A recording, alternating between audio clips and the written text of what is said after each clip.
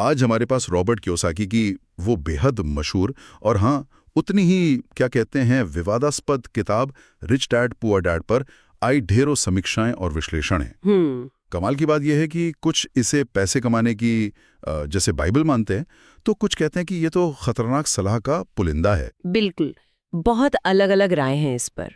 तो आज हम इन्हीं अलग अलग नज़रियों की तह तक जाएंगे, समझने की कोशिश करेंगे कि भाई इस किताब के बारे में इतनी बहस होती क्यों है। चलिए इन विचारों को थोड़ा खंगालते हैं। बिल्कुल, और जो बात लगभग हर विश्लेषण में उभर कर आती है वो ये है कि ये किताब सीधे सीधे स्कूलों और हमारी जो पारंपरिक शिक्षा है उस पर सवाल उठाती है। हाँ, ये तो है। कियोसाकी का मुख्य तर्क यही है, मतलब कि हमें स्कूल में पैसा कमाना या उसे ठीक से संभालना वो सिखाया ही नहीं जाता। इसलिए वो वित्तीय साक्षरता यानी पैसे की समझ बढ़ाने पर बहुत जोर देते हैं।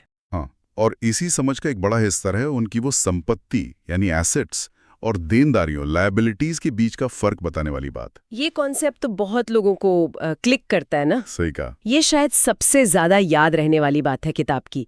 कियोसाकी बहुत सरल भाषा में समझाते हैं, संपत्ति वो है जो आपकी जेब में पैसा डाले, जैसे किराया आ रहा हो कहीं से। हाँ, या स्टॉक डिविडेंड।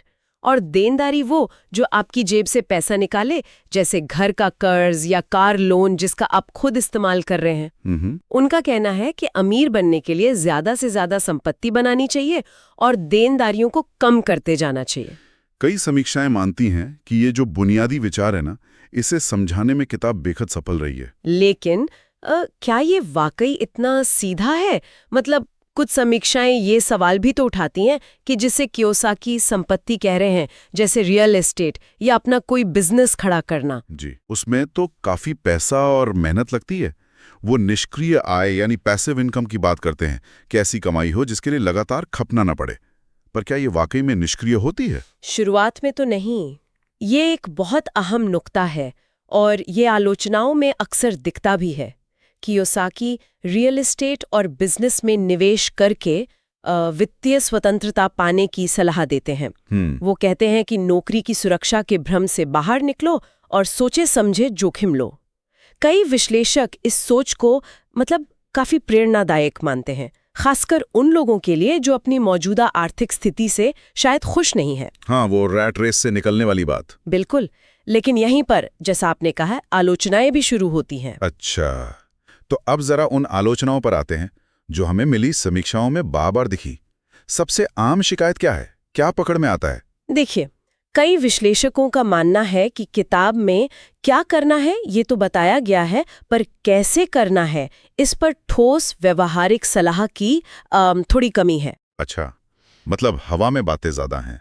कुछ हद तक बातें बड़ी बड़ी हैं, लेकिन जमीन पर उतारने लायक कदम कम बताए गए हैं।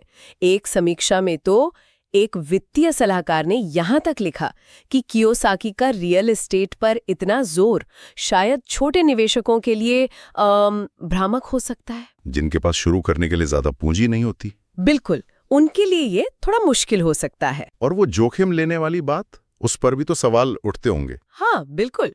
कुछ समीक्षाएं कहती हैं कि किताब जोखिम लेने को जरूरत से ज्यादा मतलब महिमा मंडित करती है, ग्लोरीफाई करती है। हाँ, और इसके जो संभावित खतरे हैं उनको शायद कम करके आंकती है।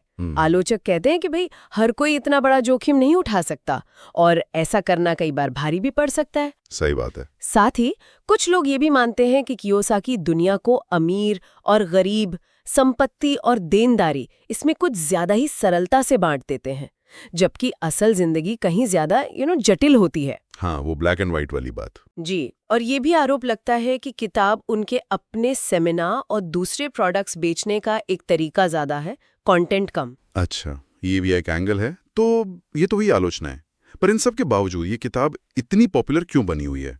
समीक्षाएं इसके असर के बारे में क्या कहती हैं? देखिए, अगर हम पूरी तस्वीर देखें तो आलोचनाओं के बावजूद ये मानना पड़ेगा कि इस किताब ने लाखों लोगों को पैसे के बारे में सोचने का एक नया नजरिया दिया है। हाँ, ये तो है।